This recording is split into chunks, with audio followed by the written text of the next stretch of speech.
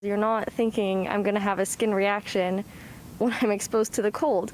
We've got our coats on, hats, boots, and gloves. For many Canadians, that's just a part of our routine before going outside in this cold. It's -11 right now in Montreal, but for 15-year-old Eryn Margolese, it's crucial. The frosty winter air, holding a cold drink, or swimming in cold lake water in the summer causes her skin to break out into itchy hives. And if severe enough, it can even be life-threatening. The diagnosis, cold urticaria. It was March of 2020, and I started developing this weird rash, and I had no idea what it was. My parents didn't know, the doctors didn't know, and they thought maybe it was a new soap or a laundry detergent, but in reality it was cold urticaria. It looks like an allergy because it has hives, but it's not exactly an allergy because it's not a reaction to, to peanut or a food that you eat or to an allergen in the air like pollens or dust mites.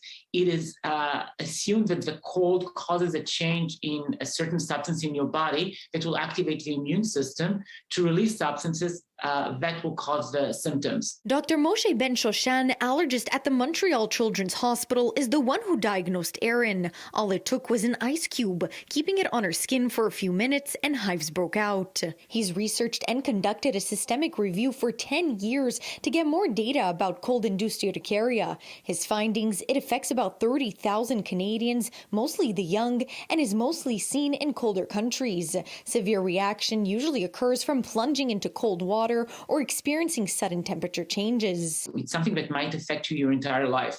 So it's really important to diagnose it appropriately so these patients don't go through, redundant procedures and assessments and try to avoid things that are not really causing their hives. If I were to go swimming in a pool even, I would get in very gradually so my body gets used to the temperature, because it's the change in temperature going from hot to cold that really causes this reaction.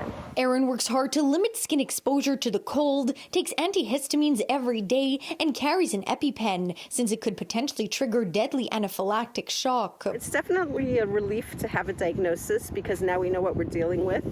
And when you know what you're dealing with, you know what precautions to take. Precautions Eryn will keep taking, allowing her to continue these walks with her dog Kara during the cold winter months.